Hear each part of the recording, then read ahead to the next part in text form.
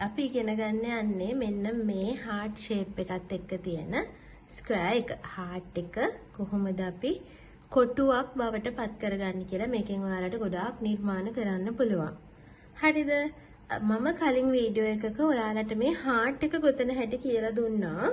මෙන්න මේ විදිහට තමයි එතකොට heart එක අපි ගොතාගන්නේ. මේ heart එක ගොතන විදිහ මම ඔයාලට කලින් වීඩියෝ එකකින් කියලා දීලා තියෙනවා. ඉතින් මුලින්ම ඔයා කරන්න ඕනේ ඔයාට ඕනේ පාටින් heart එක ගොතලා වෙනම තියාගන්න එක.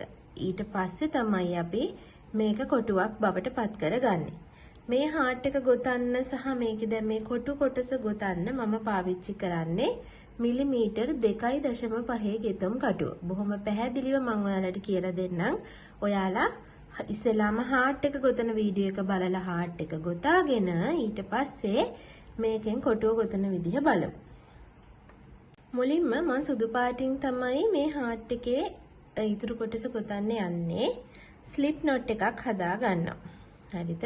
slip knot එකක් හදාගෙන මේ අපි හදාගත්ත heart එකේ මේ හරි මැද ඉඳන් ඔයා ගොතන් යන පැත්තට ඔයා වමත හුරු කෙනෙක් වෙන්නත් පුළුවන් දකුණත් හුරු වෙන්නත් පුළුවන්. එතකොට ඔයා ගොතාගෙන යන පැත්තට ඩම්බෙල් 15ක් ගණන් කරන්න. 1 2 3 4 5 6 7 8 10 11 12 13 14 15. ඊට පස්සේ ඔය 15 වෙනි එකෙන් ගෙතුම් කටුව දාලා අපි හදාගත්ත ස්ලිප් knot එකේ ලූප් එක මෙතනින් ඇදලා ගන්නවා. අරගෙන එක චේන් එකක් ගොතනවා. හරිද? ගොතලා එතෙන්ටම සිංගල් ක්‍රොෂේ එකක් ගොතනවා. ඊට පස්සේ ඊළඟ එකටත් සිංගල් ක්‍රොෂේ එකයි. ඊට පස්සේ half double crochet එකයි. මම මේ කියන පිළිවෙලට ඔයාලා ගොතාගෙන යන්න. සම්බන්ධ කරා චේන් එකක් ගෙතුවා එතෙන්ට සිංගල් ක්‍රොෂේ එකයි ඊළඟ එකට සිංගල් ක්‍රොෂේ එකයි ඊට පස්සේ half double crochet එකයි ඊට පස්සේ double crochet එකයි ඊළඟ එකට double crochet එකයි triple crochet එකයි දෙකම එකම තැනට ඔය විදිහට ඊළඟට චේන් දෙකක් ගොතලා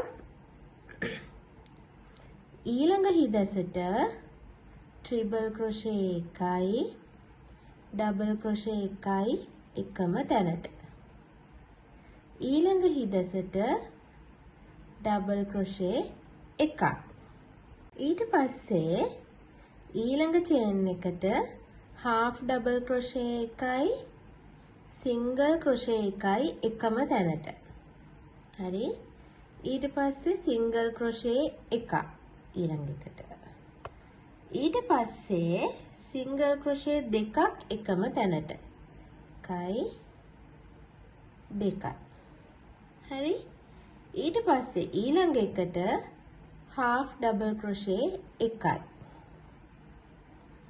ඊළඟ එකට half double crochet එකයි double crochet එකයි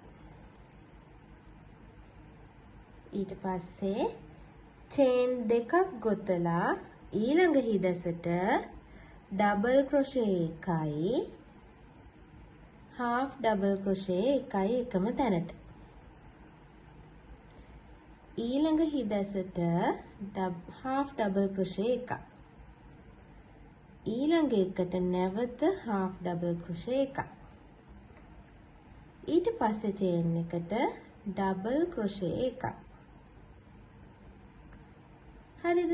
ඊට පස්සේ අපි ට්‍රිබල් ක්‍රොෂේ එකක් මෙන්න මේ මැද තියෙන හිදැසට ගොතනවා. තුම්පට පිරවිල්ලක්. ඔන්න දැන් මේ අපි භාගයක් කොටු භාගයක් ගොතාගෙනයි තියෙන්නේ. හරිද? ඊළඟ කොටස දැන් මේ භාගෙ ගොතාගෙන ආපු විදිහටම මේ පැත්තට ගොතාගෙන යන්නයි තියෙන්නේ. අපි ගොතමු. මුලින්ම DC එකයි ඊළඟ එකට half DC එකයි ඊළඟ එකට නැවත half DC එකයි පස්සේ half DC එකයි DC එකයි එකම තැනට chains දෙකයි ඊළඟ තැනට DC එකයි half DC එකයි ඊට පස්සේ half DC එකයි ඊට පස්සේ single crochet දෙකක් එකම තැනට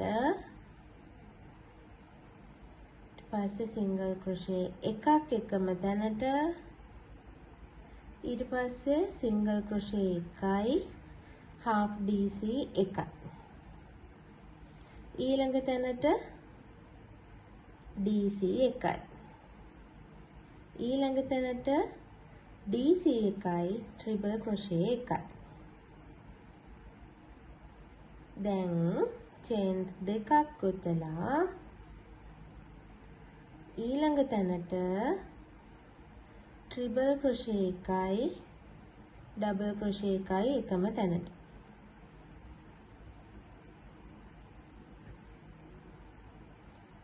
ඊට පස්සේ DC එකයි ඊළඟ තැනට half DC එකයි දැන් අපි පටන් ගත්ත තැනට ඇවිල්ලා තියෙන්නේ පටන් ගත්ත තැනට ඔන්න ඔය වගේ joint කරනවා ඔන්න දැන් කොටුවේ හැඩේ අපි හදාගෙනයි තියෙන්නේ හරි ඔයාලට තේරෙනවා කොටුවේ හැඩේ අපි හදාගෙනයි තියෙන්නේ දැන් අපි මේකේ අවසාන පේලිය ගොතන්නයි යන්නේ chains 3ක් ගොතනවා chains 3ක් ගොතලා මේක හරිම ලේසි මේ ඊළඟ වටය අවසාන වටය මේ හැම එකකටම එක ගානේ DC එක ගානේ දාගෙන යන්න කෝණ එකට විතරක් DC දෙකයි chain දෙකයි DC දෙකයි ගොතන්න මෙන්න මේ විදිහට දැන් මේ එකකට එක ගානේ අපි DC දාගෙන යනවා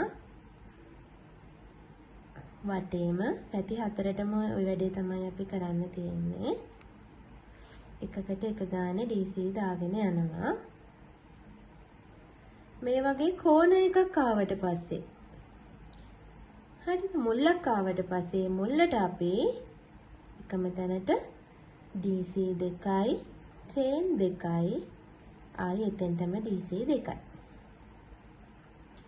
ඔන්න ඔය විදිහට ඊට පස්සේ දැන් ආයෙ පැත්තක් නේ තියෙන්නේ ඒ පැත්තට එකකට එක ගානේ මේ හැම chain එකකටම DC දාගෙන යනවා මම දැන් මේ ගොතන අතරේ කියන්නම් ඔයාලා කාට හරි මේ කියලා දෙන එක ස්පීඩ් වැඩි නම් ඔයාලට පුළුවන් ස්පීඩ් එක අඩු කරගෙන මගෙත් එක්කම වීඩියෝ එක බලාගෙනම ගොතන්න මම කියන පිළිවෙලටම ඒ ස්ටෙප් එකෙන් ස්ටෙප් එකටම වීඩියෝ එකේ ස්පීඩ් එක අඩු කරගෙන ඔයාලත් ගොතලා try කරන්න මේක එකක් ගොතා ගත්තට පස්සේ ඔයාලට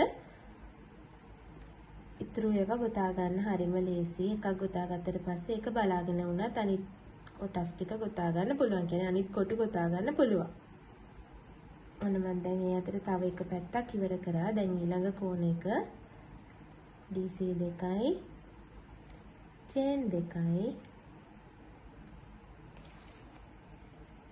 DC දෙකයි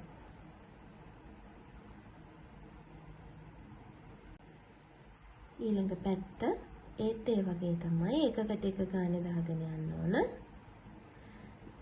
දැන් මේ කොටු ගොතලා ඔයාලට ටේබල් මැට් එකක් ඔයාලට මේස රෙද්දක් ඊට පස්සේ බෑග් විශේෂයෙන් බෑග් හරිම ලස්සනයි මේක කුෂන් කවර්ස් වලට ඉතින් මේ වගේ කොටු 9ක් විතර එකට එකතු කරලා හරි 4S එකක් හදාගත්තට පස්සේ ඒ වගේ හරි 4S ලොකු කොටු 9 කොටස් දෙකක් එකට එකතු කරලා ලස්සන කුෂන් කවර් එකක් ඔයාලට හදා ගන්න පුළුවන් ඔයගලගේ ගෙදර ලස්සන කරන්න ඒ වගේම ටෝට් බෑග් හදා ගන්න පුළුවන් ඉතින් විවිධ නිර්මාණ අපිට එකක් ඉගෙන ගත්තට පස්සේ දිගටම කරගෙන යන්න හැකියාව තියෙනවා පේනව නේද කෝණ එකට DC දෙකයි chain දෙකයි DC දෙකයි අනිත් ඒවට කියන්නේ පැති වලට එකකට එක ගානේ DC දාගෙන යන්න තමයි තියෙන්නේ හරිම ලේසි ඔයා ලියා ගන්න හරි මතක තියාගන්න හරි ඕනේ මේ heart එකෙන් පස්සේ ගොතන පළවෙනි පේලිය තමයි මොකද ඒකෙදි තමයි වෙනස් වෙන්නේ අන්තිම පේලිය නම් හරිම ලේසි